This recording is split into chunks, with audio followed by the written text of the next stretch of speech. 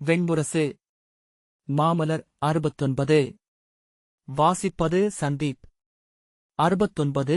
எண்ணுவதன் எல்லை. யயாதி மலர்காட்டுக்குள் சென்று நின்று திகைத்து சுற்றிலும் பார்த்தான். உள்ளத்தில் மானுடப் புழக்கமிருப்பதாக பதிந்திருந்த இடத்தில் அது இல்லாதது அளித்த வெறுமையை வெல்ல சென்று விட்டார்கள் என்றான். பார்க்கவன் கூர்ந்து தரையைப் பார்த்து அனைவரும் செல்லவில்லை. இங்கே ஏதோ நடந்திருக்கிறது. ஓடியிருக்கிறார்கள், கைகலப்பு கூட நடந்திருக்கலாம் என்றான். பின்னர் ஒரு புறவியை பார்த்துவிட்டான். அருகே சென்றதும் இன்னொரு புறவியும் தெரிந்தது. அவன் அவற்றின் சேணங்களைப் பார்த்துவிட்டு இரு புறவிகளுமே பெண்களுக்குரியவை.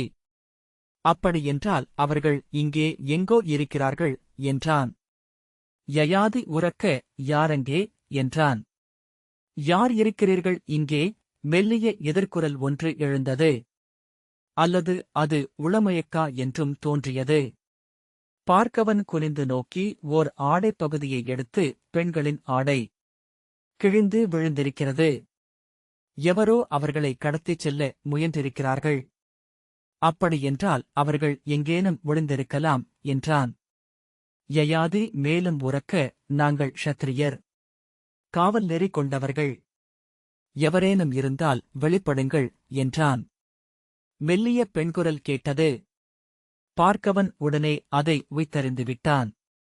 இங்கே எங்கோ கிணறு இருக்கிறது. ஆழமான கிணறு. அதற்குள் இருக்கிறார்கள் என்றான். மீண்டும் அக்குரல் கேட்டது. மிக அருகே என்றபின் அவன் கை சுட்டி, அங்கே மலர்ச்சருகு பரப்பு கலைந்திருக்கிறது என்றான். மெல்ல காலெடுத்து வைத்து அருகே சென்றபின், ஆம், அங்கே ஒரு கிணறு இருக்கிறது. அதற்குள்தான் என்றான். சுற்றிலும் நோக்கியபின் ஓடிச் சென்று கொடிகளை வெட்டி எடுத்து வந்தான். அவற்றை சேர்த்துக் கட்டி முறுக்கி வடமாக்கி அதை அங்கிருந்த மரத்தின் அடியில் கட்டினான். வடத்தைப் பற்றியபடி பதியும் கால் வைத்து சரிவிலிறங்கி அக்கிணற்றின் விளிம்பை அடைந்து உள்ளே எட்டிப் பார்த்தான். இருவர் என்று யயாதியிடம் சொன்னான். உள்ளே விழுந்திருக்கிறார்கள் அரசே. அவன் வாய்தவறிவிட்டதை உணர்ந்து யயாதி சினங்கொண்டு நோக்க அவன் குரல் தாழ்த்தி, இரு பெண்கள் என்றான். மேலே கொண்டு வா என்றான் யயாதி. மகளிரே, நாங்கள் அயலூர் க்ஷத்திரியர். உங்களுக்கு உதவ சித்தமாக உள்ளோம் என்றான் பார்க்கவன். அவன் கை நீட்ட அதைப் பற்றியபடி மெல்ல சாயை மேலெழுந்து வந்தாள்.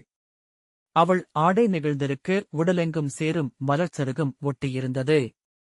கரையில் கால் வைத்து ஏறி தன் ஆடையைச் சீரமைத்து சருகுகளைத் தட்டியபடி, நீங்கள் யார் என்று அவள் கேட்டாள். நாங்கள் க்ஷத்திரியகுலத்தார், அயல் நாட்டார். இவ்வழி சென்றோம் என்றான் யயாதி. நன்று, உள்ளிருப்பவர் என் அரசி. நாங்கள் உள்ளே விழும்படியாயிற்று என்றாள் சாயை. அவரை மேலிடுங்கள். யயாதி வடத்தைப் பற்றியபடி இறங்கிச் சென்று கைநீட்ட தேவயானி அதைப் பற்றிக் கொண்டு மேலெழுந்து வந்தாள். உள்ளேயே அவள் ஆடையை சீரமைத்து சருகுகளையும் தட்டிவிட்டிருந்தாள்.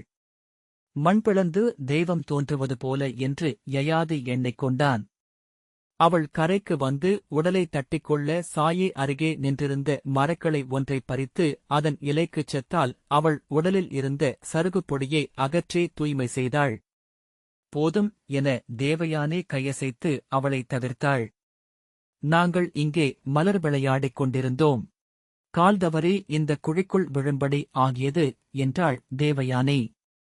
எவரோ பூசலிடுவது போல கேட்டதே என்றான் யயாதி. தேவயானி, அது களிப்பூசல். எங்கள் தோழியர் இருவர் எங்களை முந்தும் பொருட்டு முன்னால் சென்றுவிட்டனர். அவர்களுக்கு நான் இங்கே உள்ளே விழுந்தது தெரியாது. நன்று வந்தீர்கள். இல்லையேல் இங்கே ஆழத்தில் நாங்கள் அடைப்பட்டுக் கிடக்க நேரிட்டிருக்கும் என்றாள். யயாதி, நாங்கள் எழுப்பிய குரலால்தான் நீங்கள் அஞ்ச நேர்ந்தது. அதன் பொருட்டு பொறுத்தருளும்படி கோருகிறோம் என்றான். முறைமைச்சொல் வேண்டாமே என தேவயானி புன்னகைத்தாள். அவளைக் கண்ட கணம் முதல் பிற சொல்லில்லாது சித்தம் அவளில் படிந்து கிடப்பதை அப்போதுதான் யயாதி உணர்ந்தான்.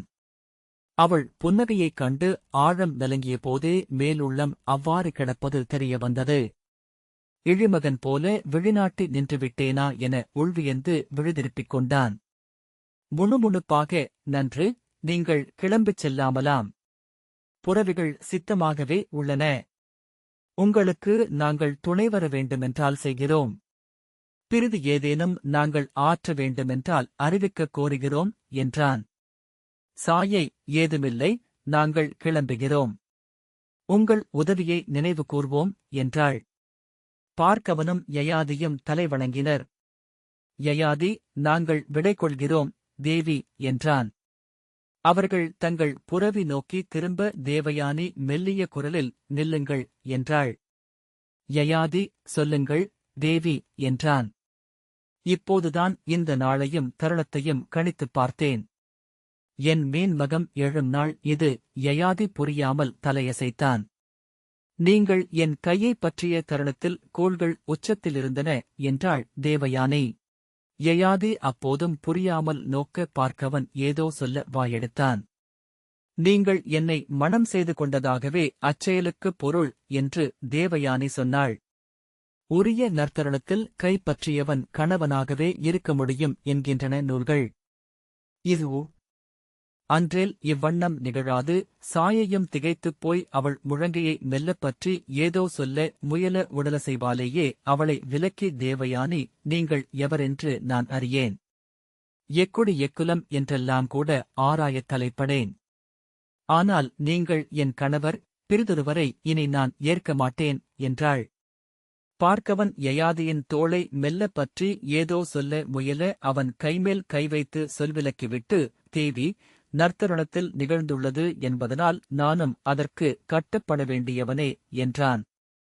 நீங்கள் மண்பிளந்து தெய்வம் எழுவது போல் என் முன் தோன்றியதும் என் கொடியின் நல்லூழே. உங்கள் பேரழகுக்கு நான் தகுதி கொண்டவனா என்பதே என்னை தயங்கச் செய்தது. தாங்கள் முடிவெடுத்துவிட்டமையால் அதற்கு நான் முற்றிலும் கட்டப்பட்டவன் ஆனேன். நீங்கள் எவரென்று நானும் உசாவவில்லை. இது தெய்வங்கள் அமைத்த கடிமணம் என்றே ஆகுக என்றான். தன் கச்சையிலிருந்து கணையாழியை எடுத்து அவளிடம் நீட்டி, இது என் சான்றாழியாக உங்களிடமிருக்கட்டும். உரிய தருணத்தில் குடிமுறைமையுடன் வந்து உங்களை அணிமணம் கொள்கிறேன். இத்தருணத்தை நிகழ்த்திய தெய்வங்களே அதையும் அமைக்கட்டும் என்று யயாதி சொன்னான். அவள் அதை வாங்கி கண்களில் ஒற்றிக்கொண்டாள். நன்று தேவி, மீண்டும் உடனே சந்திப்போம் என்றான் யயாதி. நான் காத்திருப்பேன் என்றாள் தேவயானி.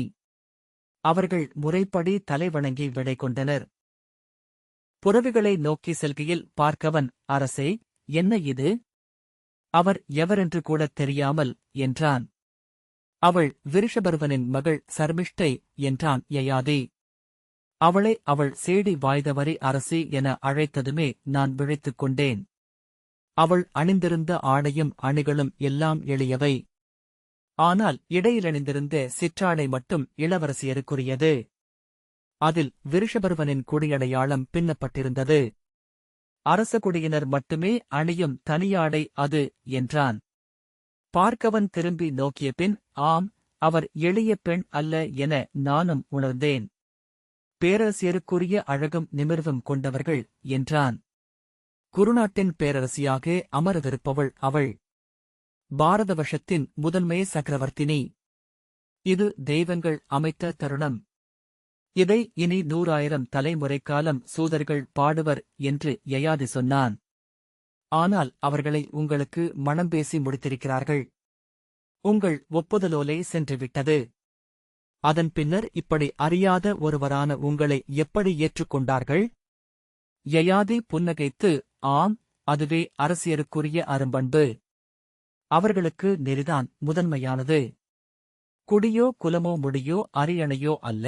அத்தருணத்தின் தெய்வ விளையாட்டை உணர்ந்து பிற அனைத்தையும் உதறி எழும் அவளுடைய உள ஆற்றல்தான் அவளை சக்கரவர்த்தினியாக்குகிறது. பெருநிலைகள் அவற்றை தேடிச் செல்பவர்களுக்கு அமைவதில்லை. அவற்றுக்கு தகுதியானவர்களாகி அவற்றை பொருட்படுத்தாமல் கடந்து செல்பவர்களைத் தேடி அவை தொடர்ந்து செல்லும் என்றான். கணையாழியை கையில் வைத்து நோக்கிக் கொண்டிருந்த தேவயானியிடம், அரசி, என்ன செய்துவிட்டீர்கள்? அவர் என்று சாயே சொல்லெடுக்க, அவர் யயாதி, குருநகரியின் அரசர் என்றாள். எப்படி தெரியும் என சாயை வியந்து நின்றுவிட்டாள். அவர் பெயரைக் கேட்டதுமே அவரைப் பற்றிய காவியமான சந்தர்ப்பத்திரவிலாசத்தை கற்றேன். அதில் அவரது உடலடையாளங்கள் விரிவாகவே சொல்லப்பட்டுள்ளன. அரசர்கள் எளிதில் மறைந்து கொள்ள முடியாது என்றாள் தேவயானி. சாயை சொல்லில்லாமல் கைகளைக் கோத்தபடி நின்று பின் மீண்டு ஓடி வந்து அவள் தோளைப் பற்றியபடி, ஆனால் அவருக்கும் இளவரசிக்கும் மனம் உறுதி செய்யப்பட்டுவிட்டது என்றாள். இன்னும் சொல்லுறுதி நிகழவில்லை என்றாள் தேவயானி. நீ உடனே கிளம்பு. தந்தையிடம் சென்று நடந்ததை சொல். தந்தையிடம் என் கோரிக்கைகள் 2 உள்ளன. அவற்றைச் சொல்லி இன்றே விருஷபர்வனிடம் ஒப்புதல் பெற்று மீளும்படி உரை என்றாள். சாயை, நீங்கள் என்றாள். நான் இங்குதான் இருப்பேன். என் கோரிக்கைகள் முற்றிலும் நிறைவேற எந்தைக்கு நான் 7 நாட்கள் அளிக்கிறேன். கோரிக்கைகள் நிறைவேறுமென்றால் இங்கிருந்து வெளிவருவேன். இல்லை என்றால் 7வது நாள் இங்கேயே சிதை மூட்டி எரியேறுவேன். அரசி, என்ன இது? நீங்கள் என சொல்லெடுத்த சாயே தேவயானியிடம் எதையும் சொல்ல முடியாதென்று உணர்ந்தவளாக முகம் தவிக்க நின்றாள். அவளை நேர்வழிகளால் நோக்கி, என் கோரிக்கைகள் இவை. நான் குருநகரியின் அரசன் யயாதியின் பட்டத்தரசியாக அமர்ந்து பாரத வருஷத்தின் சக்கரவர்த்தினியாக வேண்டும். விருஷபர்வனின் மகளாகிய சர்மிஷ்டை என் பணிப்பெண்ணாக என்னுடன் குருநகருக்கே வரவேண்டும் என்றாள். சாயே என்ன சொல்வதென்றறியாமல் பலமுறை வாயசைத்தாள். கைகளில் சொற்கள் தோன்றி அழிந்தன. பின்னர் 2வது கோரிக்கை எதற்காக, அரசி? அது என்று தொடங்கினாள். விருஷபர்வன் பாரத வருஷத்தில் குருநகருக்கு நிகரான பேரரசன். சர்மிஷ்டையை அவர் வேறு அரசனுக்கு மணமுடித்துக் கொடுத்தால் அவன் குருநகரியை விட ஆற்றலுள்ள அரசன் என எழுந்து வருவான். அவள் எனக்கு நிகரென முடிசூடி அமர்வாள் என்றாள் தேவயானி. பாரத வருஷத்தில் நான் ஆள்வதன்றி பிறிதொரு பேரரசே அமையக்கூடாது. சாயை மெல்ல உடல் தளர்ந்து நீள்மூச்சு விட்டாள். அவள் வயிற்றில் பேரரசர்கள் பிறப்பார்கள் என்பது என் சொல். அவளுக்கு மைந்தர்களே பிறக்கலாகாது என இன்று எண்ணுகிறேன். ஆண்களின் கண்களே படாமல் அவளை என் கண்முன் வைத்திருக்கிறேன் என்றாள் தேவயானி. சாயை மெல்ல சொல் பெற்று, அரசி, நான் இத்தருணத்தில் பிறிதொன்றை சொல்லியாக வேண்டும். இப்புவியின் விந்தையான நெறிகளில் ஒன்று உண்டு. ஆற்றல் மிக்கவர்களுக்கே பெருந்தோல்விகள் அமைகின்றன. பேராற்றல் கொண்டவர்களே முழுத்தோல்வியை சென்றடைகிறார்கள். எளியோர் எவரும் முற்றிலும் தோற்பதில்லை என்றாள். சினத்துடன் தேவயானி திரும்பி நோக்கினாள். ஆற்றல் உள்ளவர்கள் தங்களுக்கு நிகரான ஆற்றல் கொண்டவர்களை எதிரிகளென தேடுகிறார்கள். பேராற்றல் கொண்டவர்களோ ஊழை அறைகூவுகிறார்கள். தேவயானி, நான் ஊழை துணைக்கழைக்கிறேன். நான் பாரத வருஷத்தின் சக்கரவர்த்தினியாவேன் என்பது என் பிறப்பின் போதே சொல்லப்பட்டுவிட்டது என்றாள். சாயை, நன்று, அவ்வண்ணமெனில் அதுவே நிகழட்டும். நான் எளியவள், ஊழுடன் பொருத முற்பட மாட்டேன் என்றாள். ஆம், உனக்கு ஆணையிடப்பட்டதை செய். கிளம்பு என்றாள் தேவயானி. இங்கு நீங்கள் தனித்திருப்பீர்களா என்று சாயை கேட்டாள். இது என் சோலை. இங்குள்ள குகை ஒன்றில் இருப்பேன். இங்கிருந்து அகலமாட்டேன் என்று தந்தையிடம் சொல். சாயே சற்று தயங்கி, தங்கள் தந்தையின் சொல்லுக்கு விருஷபர்வன் ஏன் கட்டுப்பட வேண்டும்? அதிலும் அவர் மகளை பணிப்பெண்ணாக்குவதென்றால் என்றாள். அவர் ஒப்பவில்லை என்றால் தந்தை கிளம்பிச் சென்று பாரத வருஷத்தின் ஏதேனும் ஒரு அரசகுலத்தை அடையட்டும். அவர்களை இறப்பற்றவர்களாக ஆக்கட்டும். அசுரகுலத்தை முழுமையாகவே கொன்றழிக்க மானுடர் எழட்டும் என்ற தேவயானி அதை சொல்ல வேண்டியதில்லை. விருஷபர்வனே அறிவார். இன்று அசுரரும் தேவரும் நிகர்நிலையில் உள்ளனர். ஒரு துரும்பின் எடை போதும் துலா இப்பக்கம் சாய்ந்துவிடும். அசுரகுலமே எஞ்சாது என்றாள்.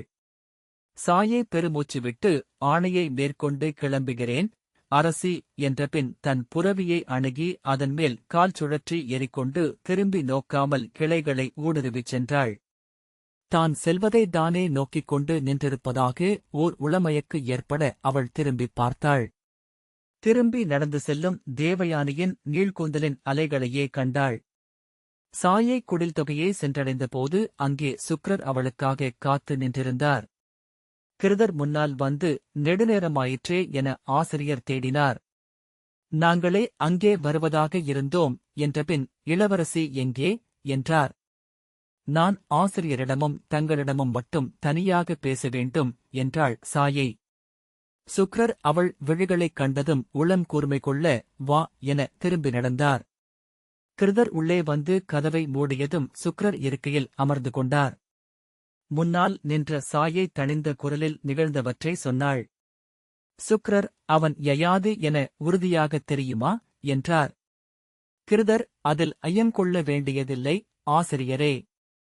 இளையவள் எப்போதுமே ஒரு படி முன் செல்லும் மதி கொண்டவர் என்றார். சுக்ரர் பெருமூச்சு விட்டபடி தன் சுவடிகளை நோக்கிக் கொண்டிருந்தார்.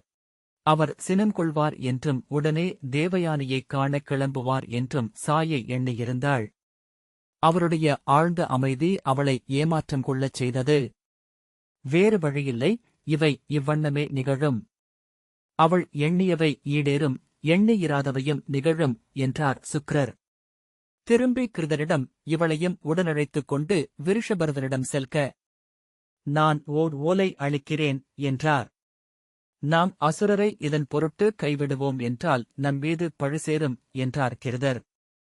ஆம், ஆனால் என் குடியில் எழுந்தவள் மகாகுரோதையான இந்திராணி, பெருஞ்சின வடிவான ஜெயந்தி. அவள் சொல் அனலுக்கு நிகர். நான் அதை மீற முடியாது என்றார் சுக்ரர். அங்கே மலர்காட்டில் அமர்ந்து ஆணையிடுவது என் மகள் அல்ல, அவள் அன்னை என தனக்குள் என சொல்லிக் கொண்டார். தங்கள் ஆணை அதுவென்றால் நான் இயற்றுகிறேன். ஆனால் அதனால் நன்றென ஏதும் நிகழாதென்று உறுதியாக சொல்வேன் என்றார் கிருதர். சுக்ரர் தலை குனிந்து அமர்ந்திருந்தார். செல்வோம் என கை காட்டிவிட்டு கிருதர் வெளியே நடந்தார். சாயை அவருடன் சென்று முற்றத்தில் நின்றாள். கிருதர் இப்போது எவரிடமும் இதை நாம் சொல்ல வேண்டியதில்லை. அரசனின் ஆணை வந்தபின் அவர்களே அறிந்து கொள்ளட்டும் என்றார். அரசர் ஒப்புவார் என நினைக்கிறீர்களா என்றாள் சாயை. ஆம், அவருக்கு வேறு வழியில்லை. ஆனால் நாம் இதை செய்யலாகாது. இத்தருணத்தில் தந்தையெனும் நிலையிலிருந்து எழுந்து அரசகுருவெனும் இடத்தை அடைந்தாக வேண்டும் நம் ஆசிரியர் என்றார். பின்னர் அவரே, ஆனால் அவர் ஒருபோதும் எளிய மானுட உணர்வுகளை கடந்து சென்றதில்லை. இவையனைத்துமே அவர் தன் ஆசிரியர் மீது கொண்ட மிகச்சிறிய காழ்ப்பின் விளைவுகள். நாம் ஒன்றும் சொல்வதற்கில்லை என்றார். அவர் அரசியிடம் வந்து பேசுவார் என நான் எண்ணினேன் என்றாள் சாயை. அவர் என்றுமே பிறிதொரு வகையில் நடந்து கொண்டதில்லை என்றார் கிருதர். சிறிய விரைவுத் தேரில் அரண்மனையை நோக்கி செல்லும்போது சாயை நகரெங்குமிருந்த கொண்டாட்டத்தையே நோக்கிக் கொண்டிருந்தாள். கழிவறை கொண்ட கட்டுகளை மீறுவதற்காக அத்தனை நகரங்களும் காத்திருக்கின்றன. ஆடைகளைக் களையும்போது சிரிப்பில் மலராத மானுட முகம் இல்லை. பெண்கள் சிலர் சிரித்தபடி சாலைக்கு குறுக்காக ஓட அவர்களை துரத்தி வந்த இளையோர் அப்பால் தயங்கி நின்று தேர் செல்ல வழிவிட்டனர். குடிகாரர்கள் சாலையோரமாகவே அமர்ந்திருந்தனர். கூச்சலிட்டு எம்பி எம்பி குதித்தபடி புரவியில் அமர்ந்த வீரன் ஒருவன் கடந்து சென்றான். அத்தனை மாளிகைகளும் தோரணங்களாலும் கொடிகளாலும் அணி செய்யப்பட்டிருந்தன. சாலையில் ஒன்றின் நிழல் இன்னொன்றின் மேல் விழும்படியாக அணித்தோரண வாயில்கள் நின்றிருந்தன. 7 யானைகள் மணிகளும் சங்கிலிகளும் ஒலிக்க அலைநாவாய்கள் என உடலை ஊசலாட்டியபடி எதிரே வந்தன. அவற்றின் மேலிருந்த பாகர் கள்ளருந்தியிருந்தனர். கைகளை வீசி உரக்க கூவிக்கொண்டே வந்து சுக்ரரின் கொடி பறந்த தேரைக் கண்டதும் அமைதியானார்கள். ஆனால் சூழ நின்றிருந்த குடிகாரர்கள் அதை உணராமல் கூச்சலிட்டு தங்கள் மேலாடைகளையும் தலைப்பாகைகளையும் எடுத்து அவர்கள் மேல் வீசி துள்ளிக் குதித்தனர். அரண்மனைக் கோட்டைக்குள் அவர்கள் நுழைந்ததுமே அறிவிப்பு முரசு ஒலித்தது. அரண்மனை பெருமுற்றத்தில் அவர்களை சம்பிரதரின் துணையமைச்சரான பிரகாசர் வரவேற்றார். நான் உடனே அரசரை பார்க்க வேண்டும் என்றார் கிருதர். அரசர் இப்போது தேவியருடன் இருக்கிறார். கலிங்கத்திலிருந்தும் திருவிடத்திலிருந்தும் அணிவணிகர்கள் வந்துள்ளனர். மணச்சடங்குக்காக அணிகள் தேர்கையில் அரசரும் உடனிருந்தாக வேண்டும் என்று அரசியர் விழைந்தனர். அதன்பின் மூதன்னையரை வழிபடும் அகத்தள பூசைகை உள்ளது. அரசமுறை தூதர்களை சந்திக்கும் நிகழ்ச்சியிருந்தது. அதை நாளை காலைக்கு ஒத்திவைத்துவிட்டு அகத்தளத்திற்குச் சென்றிருக்கிறார். நான் ஆசிரியரிடமிருந்து செய்தியுடன் வந்துள்ளேன் என்றார் கிருதர். பிரகாசர் திரும்பி அரைக்கணம் சாயையை நோக்கிவிட்டு, நன்று. நான் ஆவன செய்கிறேன், தாங்கள் இந்நீர் அருந்தி சற்று இளைப்பாறுகையில், என்றார். தேவையில்லை, நாங்கள் கூடத்தில் காத்திருக்கிறோம், என்றார் கிருதர். நன்று, என தலைவணங்கி பிரகாசர் திரும்ப, சம்பிரதர் வந்துவிட்டாரா, என்றார் கிருதர். ஆம், வந்து சற்று நேரமே ஆகிறது. இன்று மாலை அவை கூடுகிறது, கிருதர் தலையசைத்தார். பிரகாசர் பதற்றம் கொள்வது நன்றாகவே தெரிந்தது. ஓசையின்றி தலைவணங்கி அவர் உள்ளே சென்றார். கிருதர் அமராமல் அரசக்கூடத்தில் கைகட்டி நின்று கொண்டே இருந்தார். சுவரில் சாய்ந்து நின்று சாளரம் வழியாக வெளியே நோக்கிக் கொண்டிருந்தாள் சாயை. மலர்கிளைகள் மெல்ல ஆடிக்கொண்டிருந்தன. மானுடரின் துயரும் அல்லலும் சற்றும் தனக்கு பொருட்டல்ல என இயற்கை காட்டிக்கொண்டே இருப்பதில் உள்ள இரக்கமின்மையை அவள் எண்ணிக்கொண்டாள். முன்பு அவள் அன்னை இறந்து அன்று அப்படித்தான் அவை காற்றில் களியாடுவதை வெறித்த விழிகளுடன் நோக்கிக் கொண்டிருந்தாள். பிரகாசர் வந்து அரசர் அவர்களை அகத்தளத்தின் அறையிலேயே சந்திக்கவிருப்பதாக சொன்னார். அவருடன் நடக்கையில் அவர் அனைத்தையும் உணர்ந்து கொண்டு விட்டதாக தோன்றியது. செய்தியை அல்ல, செய்தியால் விளையப் போவதை அவருடைய ஆழம் உணர்ந்து கொண்டு விட்டிருக்கக்கூடும். அவர்களின் பாவைகள் மெழுகிட்ட தூண்களின் வளைவில் மரத்தரையில் தோன்றி உருகி நெளிந்து நீண்டு மறைந்து மீண்டும் ஓரிடத்தில் எழுந்தன. கட்டிப்போடப்பட்ட பறவைகள் போல காற்றில் திரைச்சீலைகள் படபடத்தன. அகத்தரை கதவை திறந்து உள்ளே செல்லும்படி கை காட்டிவிட்டு பிரகாசர் தலைவணங்கினார். அவர்கள் உள்ளே நுழைந்ததும் கதவு மெல்ல மூடிக்கொண்டது. விருஷபர்வன் முகத்தில் கவலை தெரிவதை சாயை உணர்ந்தாள்.